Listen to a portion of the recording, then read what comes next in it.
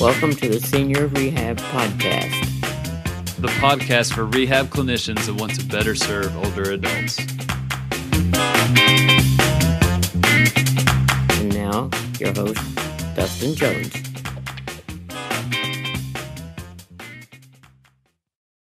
And hello, friends. Welcome to the Senior Rehab Podcast. Thank you for the download. I'm very excited for you to listen to today's episode with Dr. Cole Galloway.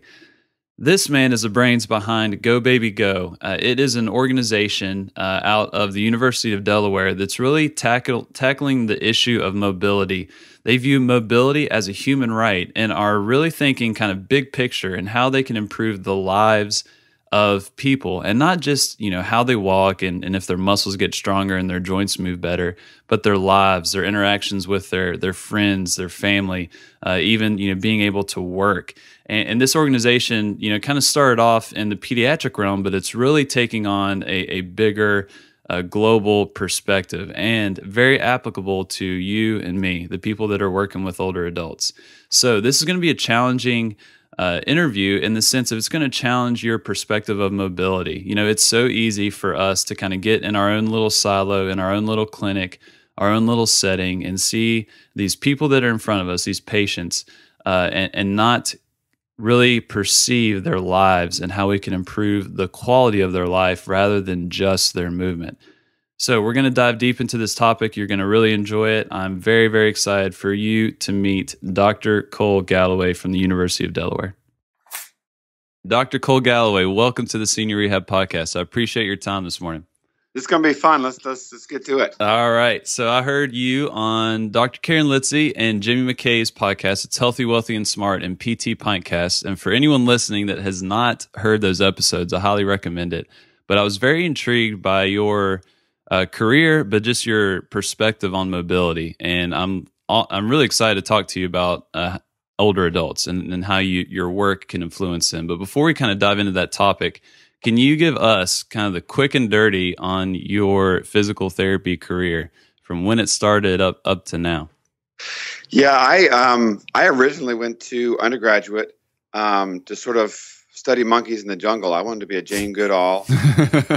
Somebody lied to me and said, "Oh, you can't go out into the bush and have a family." I really wanted to have a family, so I said, "Okay, I won't do that." And I've always loved watching people move, whether it's on the ball court or ballet. I'm a people watcher in airports. There's just something about movement that I really loved. I love being an athlete, but I really loved just the ability to move. And then I also loved watching people interact. It really is that monkey in the jungle kind of attitude. And I went to Medical College of Virginia for my PT training, which was a very important time for me. I tripped across a time with major leaders in physical therapy then, and it taught me that they were just dead serious about PT. And I think a lot of students have that feeling about us in faculty as they get to PT school and they realize, wow, these old guys and gals they're dead serious about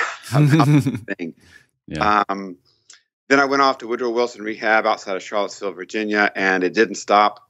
I was advised by Ann Van Zant at MCV to go to a place that I didn't think I belonged in terms of that was too high level. That if the attitude of they're dumb enough to hire me, I'm dumb enough to hide until they realize that I'm not as good as anybody else. Yeah, what setting was that? Was that like an outpatient or inpatient?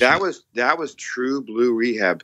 Back in the day, Woodrow Wilson was training the freshman therapist at Rancho and Craig and Shepherd Spinal. Oh wow! So it was Kessler. So we were in Little Fishersville, Virginia, which is still active. It's changed a little bit, but it's still active. But you came out of, at that time, Blue Ridge, your acute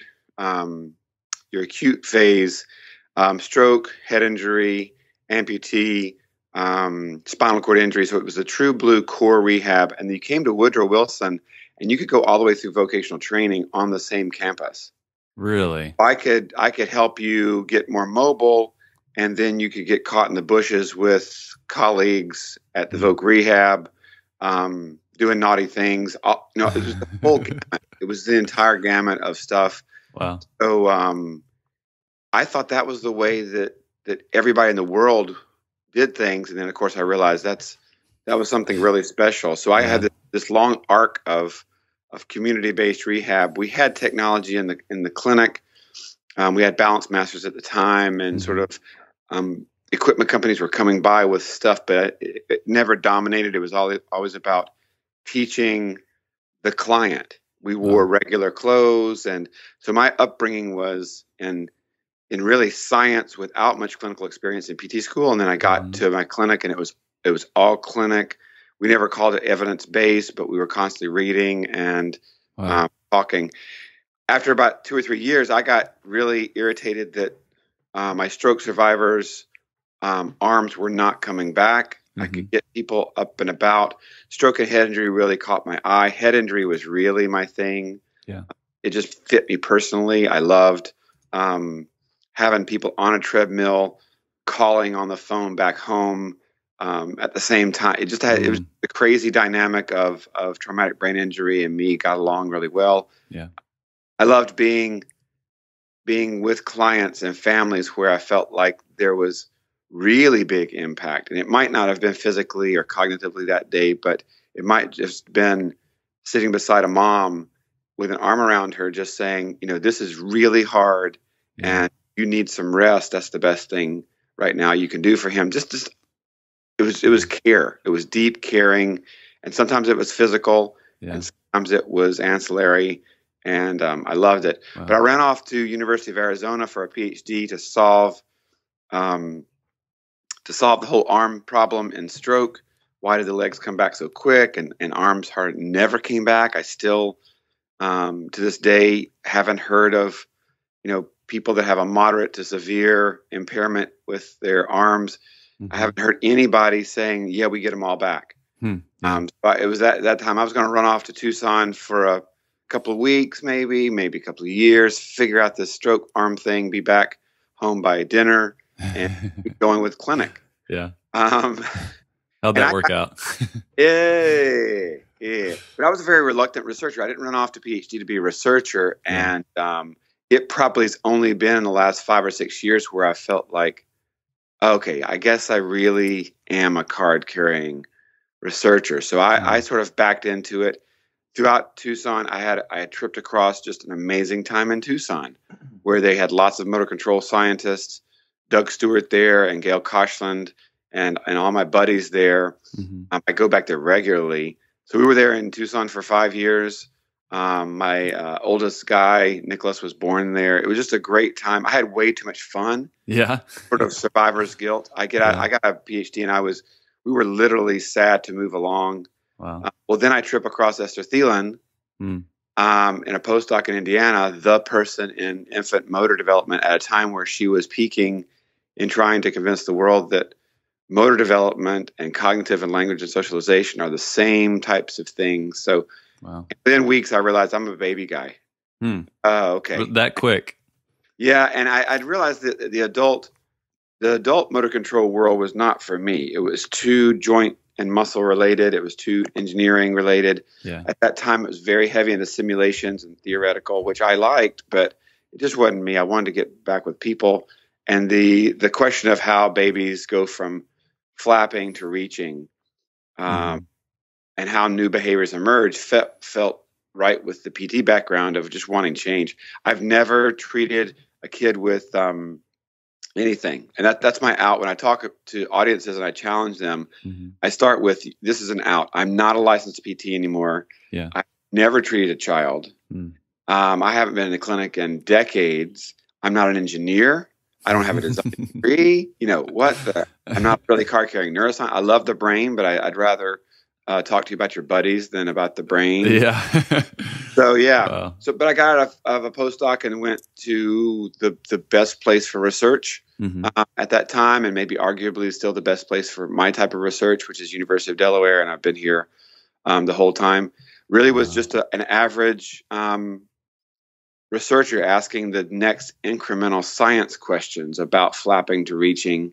Got a little bit into intervention. Yeah. And then the wheels fell off about 5 or 6 years ago when the GoBabyGo movement kind of started. Yeah. And now it's major changes in my professional life at the clip of about every 2 weeks. So My it's gosh. really different. And now I'm trying desperately to move faster than the speed of science. Keep research as my core, but I now know enough about my own abilities and my research abilities and what my focus is. I found what I'm supposed to be doing. Yeah. And it's fast and it's furious and That's it asks dangerous questions for a researcher, like, do I have time to waste on writing a paper? Yeah. Our publications and presentations the end goal or just the beginning of dissemination? What do I have ethically? Do I have a reason to make hypotheses alone? Why, for example, I don't have a brain injury. Right. I don't take care of anybody with a brain injury. I don't know many people with Parkinson's. Why am I back in the traumatic brain injury game? Why would you why would you give me money to study stuff unless I'm going to go out in the community and ask the community what they need? Yeah. And then fill that need. So things have reversed, and I've kept the mentality. I still have to have a man to fight. I need a social justice cause. And so that's how we've arced to here and how I've gotten to trying to think bigger and think way outside. I mean, physical therapy is still the core, but I think for many of us, physical doesn't explain the type of therapy that we're thinking about anymore. Yeah. Man, so you've been on quite the journey. There's a few things I want to unpack in your going back through your career. That first job, when you were out there at Woodrow Wilson in Virginia, what were some of the biggest lessons you learned then that impact your perspective now in your work? Deep respect for the client. Yeah. In what way? The client really is the center. So again, why I shouldn't be setting goals. When people say that after a brain injury, I want to get back to sales. I want to stand in front of people and hawk wares or make products and sell them. And I don't think they can get there now, and I can't see how they get there ever. Shut up. Who are you? I say this all the time about pediatrics. So, and I look across the audiences, I'm like, so you're 24, 25, maybe 30. You don't have kids or you have young kids. You've had one course in pediatrics. And I'm supposed to let you sit in front of a mom and tell her how to raise her kid in terms of just because that child has one feature among millions that happens to be cerebral palsy. What? Yeah. What kind of system is that? And in my new abstract, I'm really, really proud of the latest talks that I'm doing because finally I've hit on what I'm seeing, which is, and I realized that I'm in a tri-bubble. I'm in the bubble of academics, research, and medical model. Yeah. So if I don't get out of crash through all those three ceilings, I can't make it to the community. And I see that a lot with researchers is they break through one of those three and think, okay, now I'm out here finding the community's problems. You have to work really hard to get out in the real world. Yeah. And I got that at Woodrow, this need to answer the simple but incredibly complex problems of how to help Miss Jones be more mobile, not in the magic building, in the real world. And the whole logical problem of how do you bring somebody from the real world into your magic building to get them ready to go for the real world has led to all kinds of skewy issues, and the lack of technology that allows you to give kids and older kids, adults, peer typical levels of social mobility have really hurt us. I'm bringing you in for 20 minutes 3 times a week to my outpatient, and I literally think that I'm changing something about you for the long term, and that dosage in terms of neuroations, that has no grounding. And so right. some of the dark stories is for stroke, for example, I'm not so sure that the typical clinical pipeline from inpatient to home and beyond isn't simply tracking spontaneous recovery. Not that we're not having an effect, but you're not. I saw in the clinic, and we have great clinics at University of Delaware.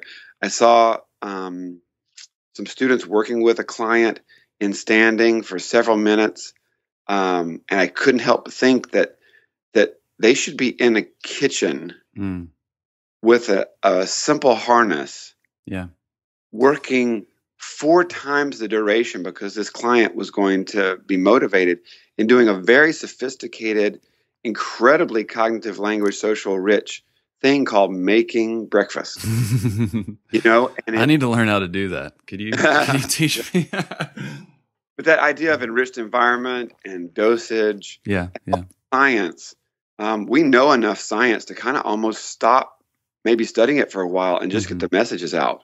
Yeah. And the messages change everything in terms of, it changes everything. And I got all that from Woodrow of client-centered, community-based, which means you're thinking about the community's integration from day one. We didn't have great facilities at Woodrow. It was not a pretty building. Yeah. We didn't like the place that we were at. We loved the people and the mission. But I worry sometimes about walking into hospitals that look like Hiltons. Oh, yeah. Walking into pediatric hospitals that look like adult hospitals with some pretty pictures on the wall. And that's not real. When I walk into my job at Star Building at University of Delaware, I say a little mantra, and this is not a negative against anything that I do or where I work, that this is not real. This is not real. What's real is where you and I are right now, which is in our living rooms, in our bedrooms, and in the community spaces. That's where the problems are. That's where the solutions are. And most importantly, that's where the boardrooms, the thinking rooms are. And so this kind of mentality that home care or community based is soft and second tier is silly based on the science of enrichment. So I got all that at Woodrow, and this very strong social justice of working for the client, fighting the man. Yeah, fighting the man. I like that. And some of the things that you echoed, I definitely I've experienced those as well in home health. You mentioned the deep respect for your client, and talking to the PT students about, do we have any right to really talk to some of these parents about an issue with their kids? And I feel like that with older adults. I'm a fresh 30 years old working, with people, in their late 80s, early 90s. And when I take a step back and if I put myself in their shoes, it would be terribly difficult to listen to some punk 30-year-old coming into my home telling me, how I should move things or live a certain way. And that has been very, very humbling to view them as a resource for how I can help them, instead of me coming in and trying to, impose all of my perceived knowledge and what I think can benefit them. So yeah, I definitely agree with that. And when you mentioned how, the community, the homes, that's kind of where, we are so valuable, but undervalued, in terms of in our profession. Let's segue into GoBabyGo and how kind of that perspective has created this amazing movement called GoBabyGo. Could you tell us more about that?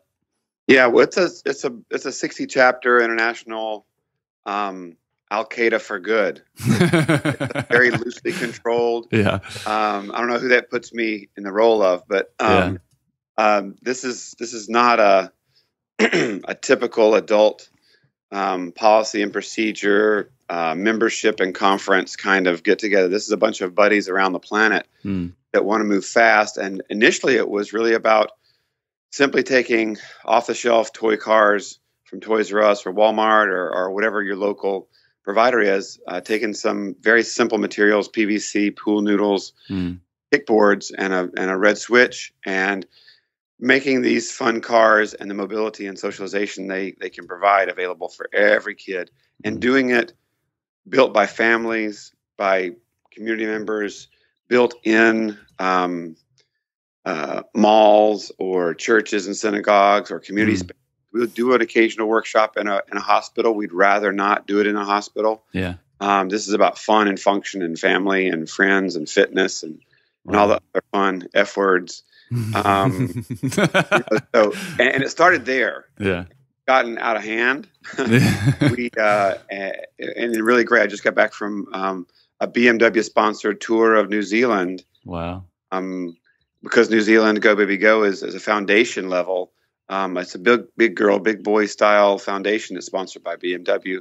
That's crazy. Folks from Australia came over, and there's 2 new chapters in Australia. So we have about a new chapter every month. Huh. If people want to start a chapter, they simply build a couple of cars and let me know what their cool chapter name is and their contact. What that does is then when we get contacted by a parent or a community member saying, I'm in Peoria, Illinois, and I'd like to build a car for my kid and maybe a car for a neighbor kid.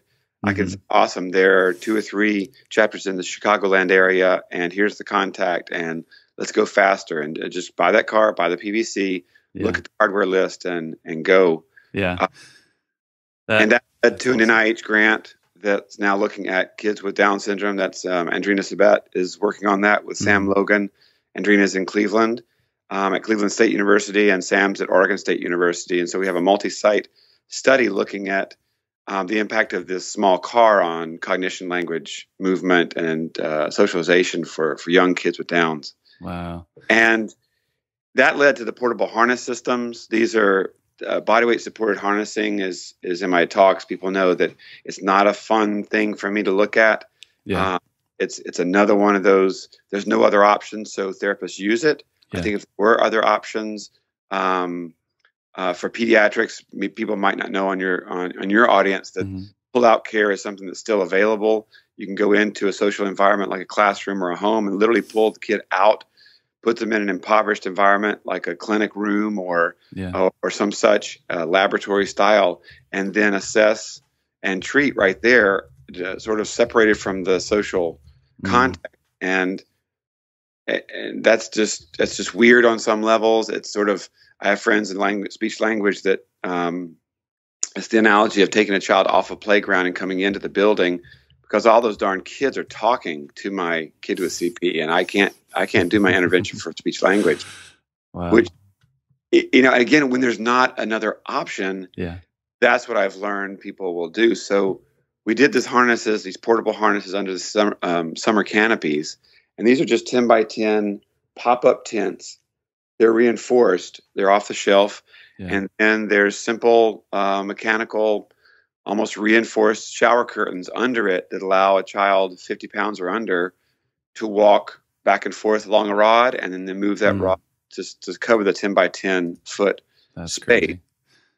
That's crazy. Yeah, we then elevated that. I went to Steve Cope at Enlighten. Enlighten LLC sells these harnesses. Yeah. And we said, build a big girl one. Let's build a big girl one and let's wrap it with an ice cream parlor and serve lattes and sandwiches and stuff. And let me go back to TBI, my initial love, and redefine a little bit the vocational training.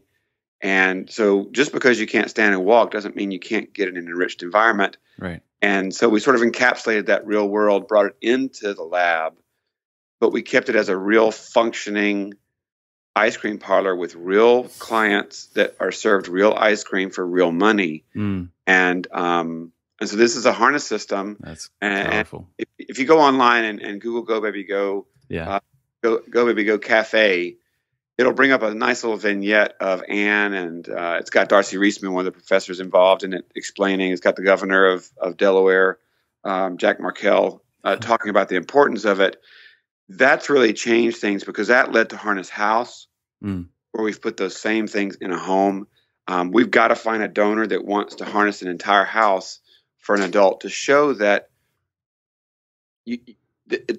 simply putting bodyweight supported harnesses rigged into the ceiling. And we've done this for pediatric clients, and now we've done it for a few adults out there. Corey is a TBI survivor in our community. Yeah. That probably making breakfast in a couple of minutes. Can't stand and walk by herself, but she could spend a couple of hours working every day in the kitchen with her mom, Marie, who's her primary caregiver.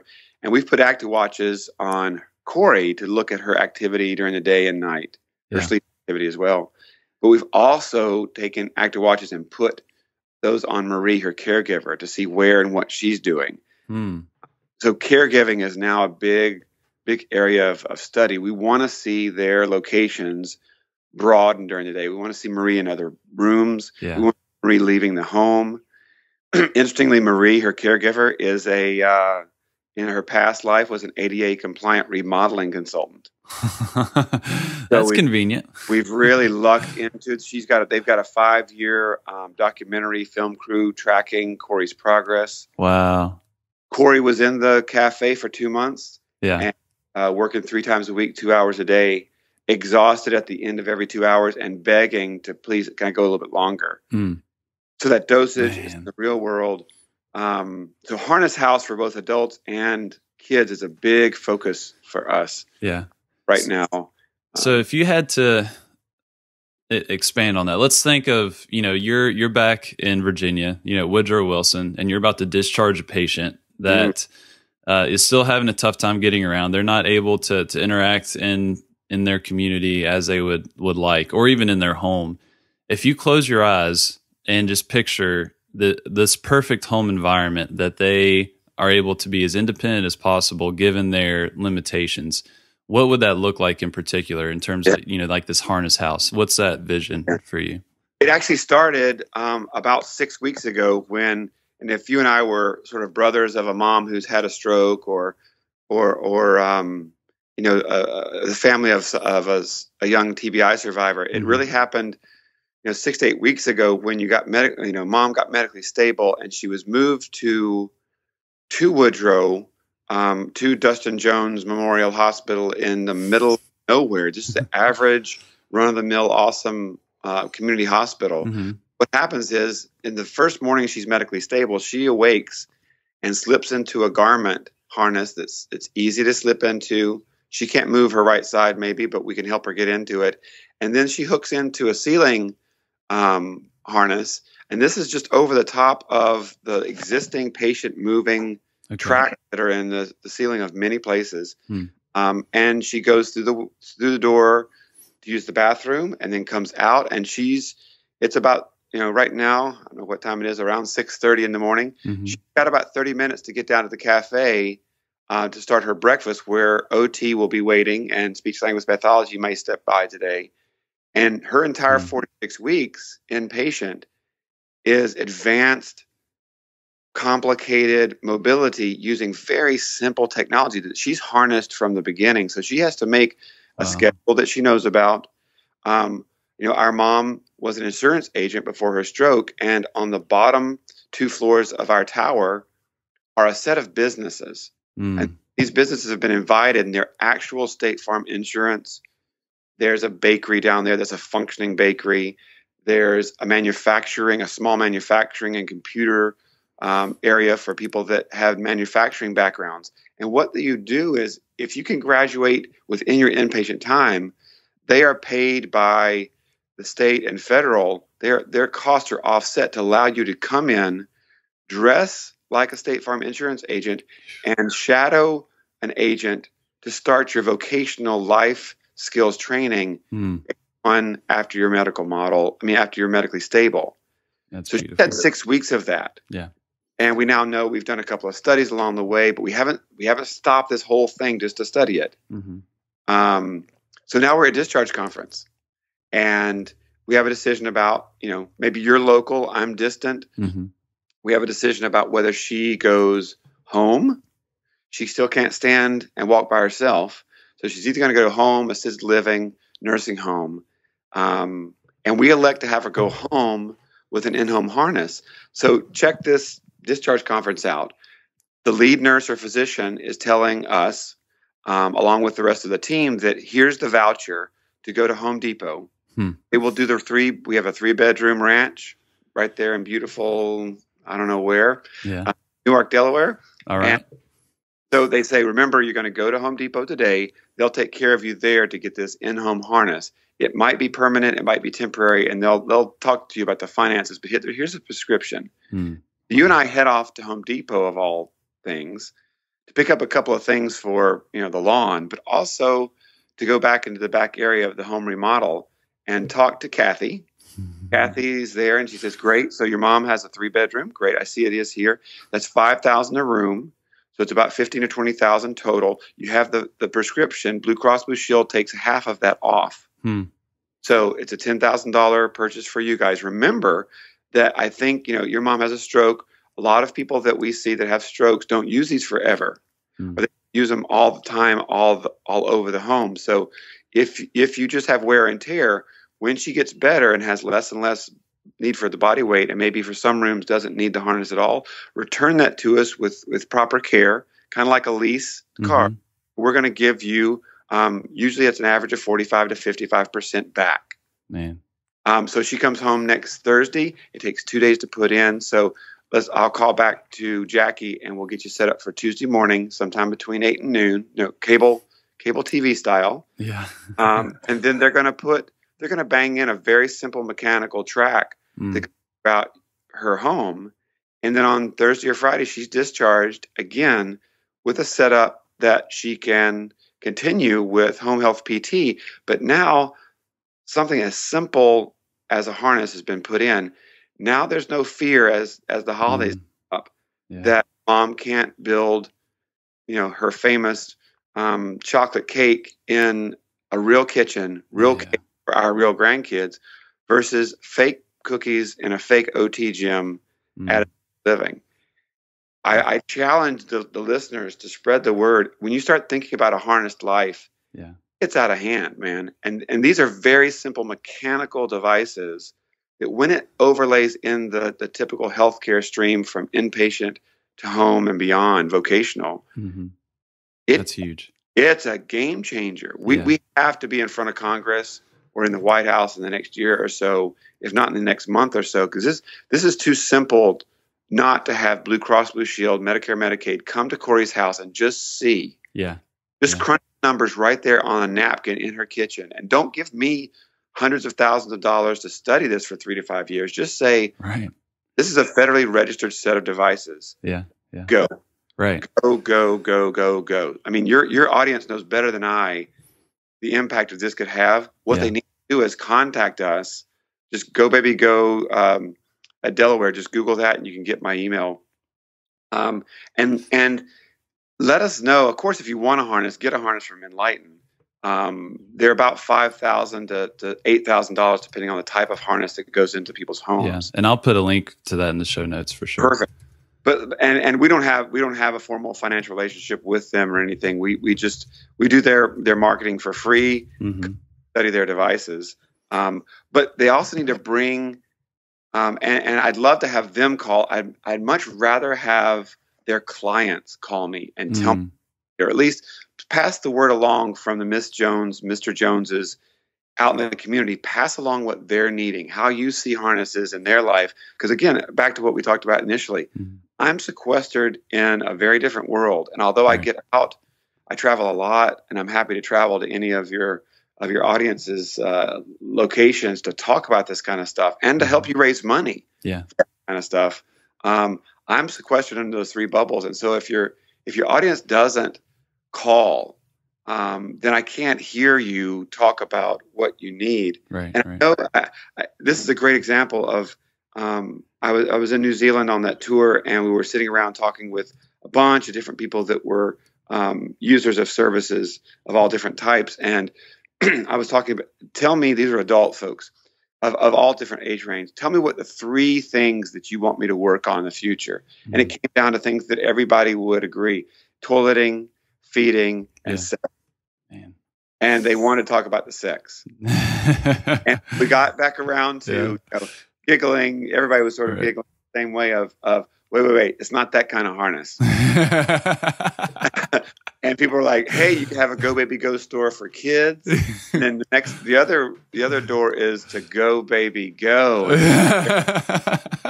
harness showroom. But and a gentleman, and he was serious. He looked at me like, no, this is that kind of harness. Mm. And it hit me. Yeah, we're all giggling and it's all fun. But the dark side is if we don't move faster, not only I think our therapist and rehabilitation model and the researchers like myself, not only are we going to become irrelevant to people, but it's actually laughable. Audiences giggle all the time when I show big expensive systems in inpatient and people harness systems and people going up and down stairs to nowhere. And I ask the crowd of PTOT, speech, and oftentimes family members and community members, which I love, that mix. I ask the PTs, what do we call those stairs? And of course, you know what they call the stairs. Those are the stairs to where? Nowhere. and don't respect the client enough to even hide that with, we tell clients those are the stairs to nowhere. We're working on going up and down stairs to nowhere. And the OTs always giggle at us. And that go, yeah, but you guys are baking fake cookies in a fake gym. That's so true. And worse, we know we don't eat patient food. Yeah. That's the second rule of rehab. Yeah, I did when I first got out of PT school. Not anymore, though. The first rule is don't let anything happen in rehab that you're not going to let happen in the real world. And the second is don't eat patient food. And then speech language are all giggling. And I'm like, but you are the often gals, that take our clients and work on speech language behind a closed door, a desk, and you're dressed, in pearls and a dress. Yeah. Trying to get back to functional language. So, and why that happens, I think, is there's no easily seen alternative. And that's what I think our lab tries to do. We try to give you a vision of what the future can be. And then we step back because the groundswell usually is just amazing. So, your kind of 30,000 foot view is very helpful, especially for, someone like me that's just kind of in the grind of the full-time, clinical caseload, even though I'm in home health, and I feel like, so much of what you're talking about is applicable, but it's just so easy to do what you've always known and not take a step back and just think bigger picture. How can I get this person back to the life that they want to live? And what you're talking about is just beautiful. I mean, just that home that you kind of described and the process to get, the patient back to their normal life. From your experience so far, going with GoBabyGo, what are the biggest barriers to making that a reality, and what can we, the clinicians, do about that? You just did it. Did it. It's that conceptual change. It's that it's searching for your blind spots. We have lots of blind spots. Martha Hall, a fashion designer, walked into our lab and went, "Why in the hell are you putting braces and exoskeletons and head arrays all over kids and adults when you wouldn't be caught dead in that stuff? Why do you make ugly things for people that you purport to care for?" And boy, oh boy. And for audiences, I shock them into understanding by going, okay, please don't answer this question. Okay, don't answer this question, ladies. Don't answer this question. Here we go. Ready? Okay, everybody, who's wearing a tampon? Stand up. Everybody's wearing a tampon. Raise your hand. Stand up. Let's see them. It's right. And of course, the audiences are like, "What?" And this is about halfway through, so they know this guy will say anything. Oh no, uncomfortable. But and then everybody snickers. They get it. It's like, of course, nobody needs to know that. Yeah. Well, then why throw crap? And then the second thing is I show a slide of paintings of baby Jesus as a toddler with a walker with Mary and Joseph from the 1100s. And I'm like, this is a walker from the 1100s. This is the best that I, as a designer and rehab researcher, can give to you. Or we flip all the way over to something giant, like a giant refrigerator style thing. Yeah. It's a harness system out in the real world that chases you. Just asinine types of technology at the extremes. No wonder you guys are oppressed and don't even think about participating in the design pipeline from concept to commercialization. Is we're not trained for that, but you just did it with that conceptual shift of, wait a minute, if I looked at the ceiling and think about harnesses, holy mackerel, what that would allow me to telemedicine. That would allow me to track activity. Oh, wow. Yeah. And that's why I think we spend so much time on the road talking. And it really is to remind audiences, if you go away from us, like with this podcast, thinking, oh, GoBabyGo does great stuff. Someday I can get to that level where I could have that kind of fun. No, it's right now. You can bang PVC piping into any home that someone wants you to. You can look around the home and ask yourself the wild questions of how would we turn this home into something very, very different. You guys already hack. You already do medical hacking by changing existing pieces of equipment. Go a little crazy with that and partner with your client to make part of that home care in thinking way bigger. And context matters. I mean, I see a lot of problems in the research community simply because they go into a magic building every day. Yeah. I saw a very, very well-known geriatric researcher. I was in a sort of symposium with multiple people talking about technology, and this person had a slide up that had a bodyweight supported treadmill on it, and had on one side and a picture of a lady in a home. And the person was talking. This is probably the most well-funded researcher in PT geriatrics by far. This is a lot. But we all have blind spots, and her blind spot was she kept talking about the need for in-home community-based exercise programs. And on her slide was the in-home harness taken apart into its two parts. One is the enriched environment, and two is the actual harness. And sitting there moderating, and I'm like, she's about to say it. She's right now about to say. And what we need is equipment like bodyweight supported treadmill training, but in the home. And what she went to, and she took a breath. I'm like, here it goes. She went, we want virtual reality gaming for geriatrics. And I'm like, I almost had a stroke and need my arm. I was like, oh my gosh, that's so interesting. You can't even see it when you're right there. Yeah. And that's the same thing for all of us. And so unpacking those blind spots, like I said, taking a perspective break and taking a leap backwards, that's our job is to listen to community problems, but then turn around and make a vignette like a Gravity restaurant where it's a whole restaurant now. Yeah. And so that's our role, but we have to have your audience and the folks that you work with contacting us, beating the book down. Our Facebook page is really active. Yeah. And I'll definitely link to all those for those listening. It's www.udel.edu/GoBabyGo. And they've got tons of resources. They got some amazing videos, and the videos are very helpful because it's easy to hear these things and think, man, this is awesome. But when you see the impact in these well done videos, and it really gets you thinking. And definitely, I know even for me watching the videos earlier this morning that I can think of at least 6 patients that I'm going to see today. Like if I could do this, and just think of honestly, the adaptations that I could make based on just your vision recommendations would probably be more valuable than the exercises that I'm doing in their home every day. And so it's very motivating to get on it for sure. Life dosage, right? If you're walking around and socializing and thinking differently and working differently in the home, and then you got in your car and we took mom to the grocery store. In the grocery store, they have a harness that goes up and down the aisle. They don't have a lot of uses of it, but probably 2 or 3 people each week use that. Then every square foot of the planet becomes something that can be that just right challenge that can be also adaptive, because we want assistive technologies to fill a gap like a walker. But we want rehabilitative technologies like a treadmill or a workout gym that make us better when we're not in it.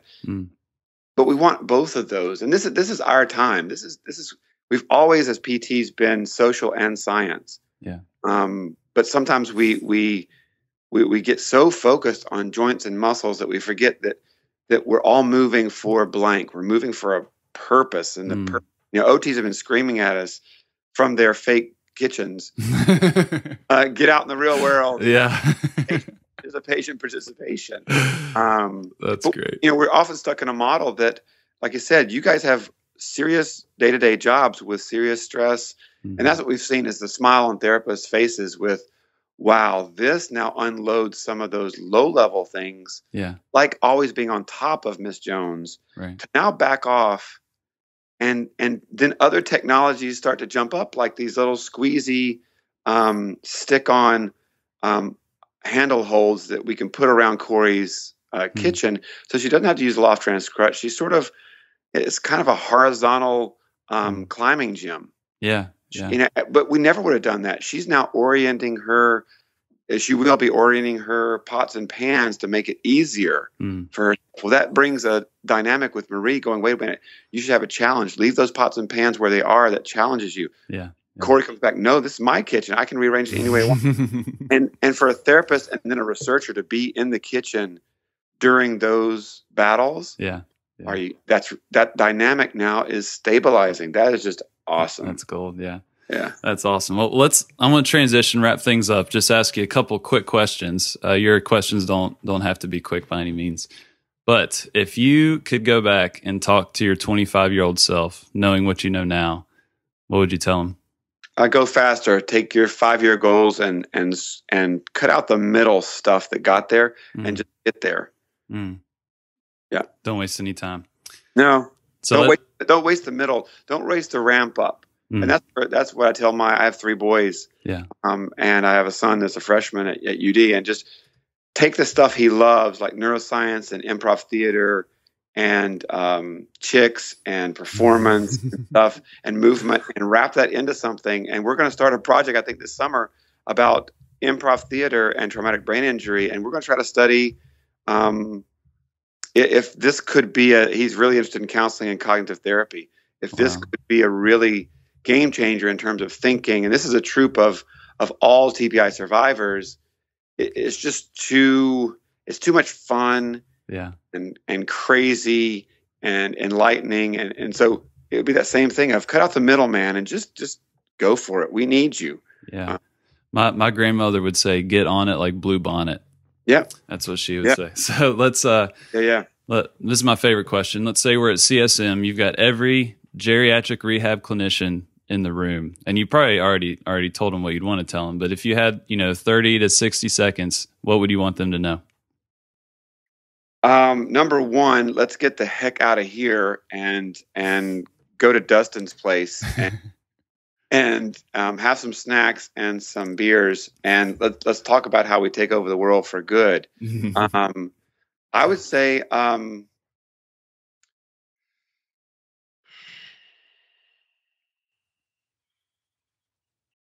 realize what you're doing.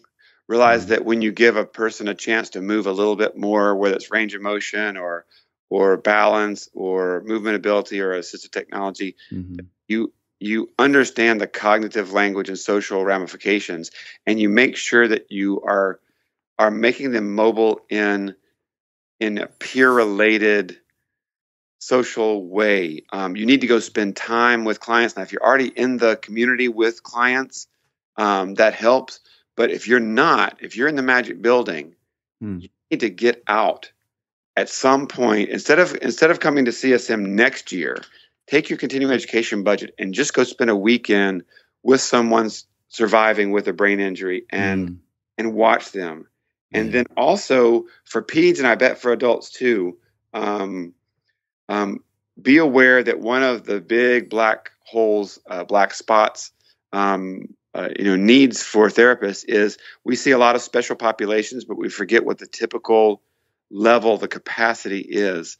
I don't know if she actually broke the record, but I know that the 80-year-old marathon world record was under assault this past Monday at the Boston Marathon. Boston, yeah. I don't know if she did it or not, but it's about a 4-hour marathon, which is that's a 9-minute mile. That's crazy. That's 80. Yeah. So that capacity, that potential capacity, I think lives with everybody. And that's what I would say is rejuvenate yourself to think much bigger. Miss Jones just came home after a stroke and is in her home. When you ask her what she wants to do, challenge her to think way bigger. Her life from stroke on should actually be better if at all possible. Not just trying to get back to. Yeah. And it's that challenge. And then you're doing it. Get the word out. There's a lot of hidden database. People in that audience would have just thousands of years of information. It's skewed by our therapiness. Right. Yeah. But it's get that out to researchers. Yeah. We are lost in our bubbles, and we will study and we will get funded for things that don't help you. Go bang on our door and bring us the database. Any card-carrying researcher that needs to get funded will stop and listen to you. They need you. Yeah. That's a good point. I appreciate your time, Dr. Galloway. I've heard you say several times that mobility is a human right, and that really struck a chord with me, and that is definitely very, very obvious in your work and in our conversation today. So just thank you for challenging me, just getting me to think bigger and outside of my little home health bubble, but just to see what I'm doing on a day-to-day basis, how that can impact someone's life, not just, their movement per se, but just their whole life and experience. So for people that want to learn more about you, about GoBabyGo, I mentioned the website. You have a Facebook group. Is there any other avenues that you'd recommend?